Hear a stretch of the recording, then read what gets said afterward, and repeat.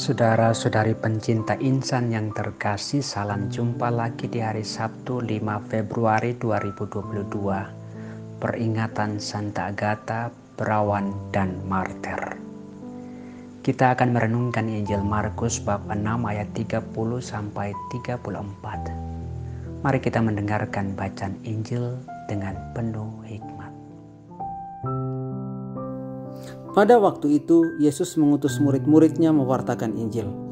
Setelah menunaikan tugas itu, mereka kembali berkumpul dengan Yesus dan memberitahukan kepadanya semua yang mereka kerjakan dan ajarkan.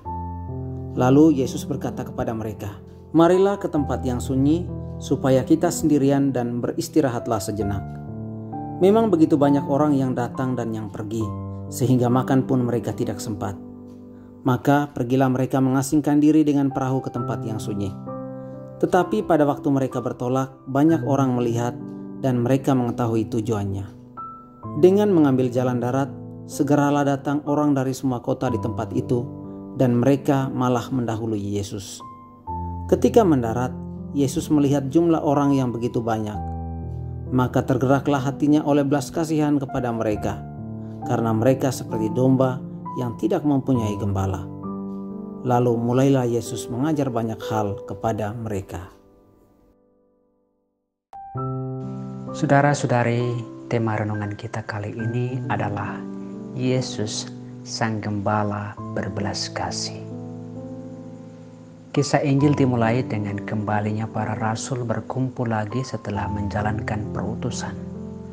Tentu saja mereka melaporkan pekerjaan dan pengajaran yang telah mereka lakukan, menyembuhkan orang sakit, mengusir setan, dan memberitakan Injil.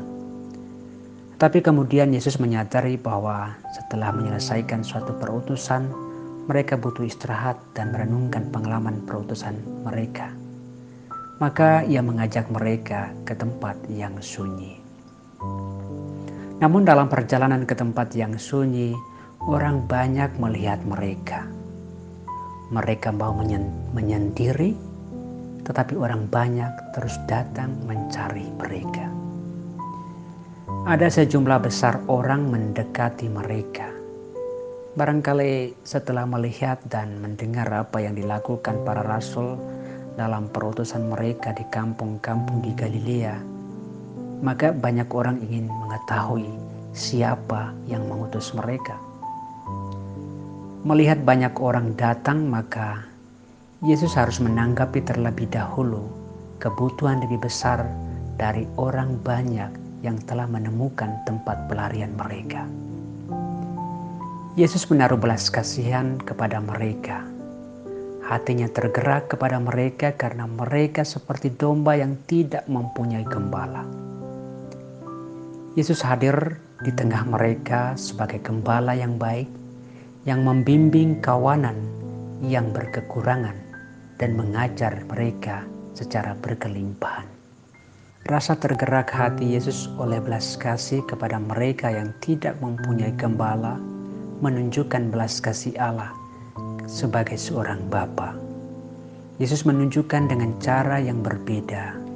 Ia hadir, mendengarkan, mengajar, dan menanggapi kebutuhan mereka.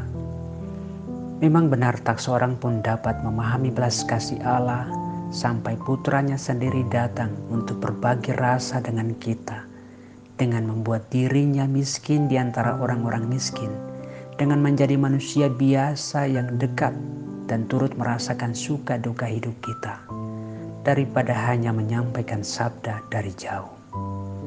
Belas kasih Yesus ini membantu kita untuk memahami bahwa keterlibatan kita pada orang-orang lapar dan haus secara jasmani maupun rohani tidaklah lengkap selama kita sendiri tidak berakar pada golongan masyarakat yang lebih rendah, paling miskin, paling menderita, dan tercerai-berai.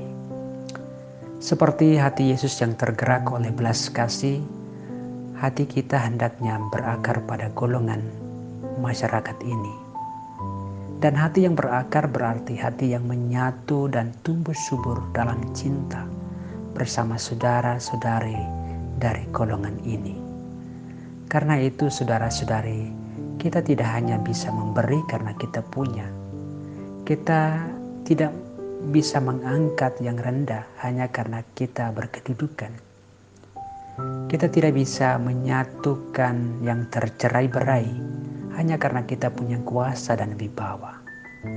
Seperti sang gembala yang berbelas kasih, kita hendaknya mencintai dengan hati yang berbelas kasih pula. Demikian saja permenungan kita hari ini.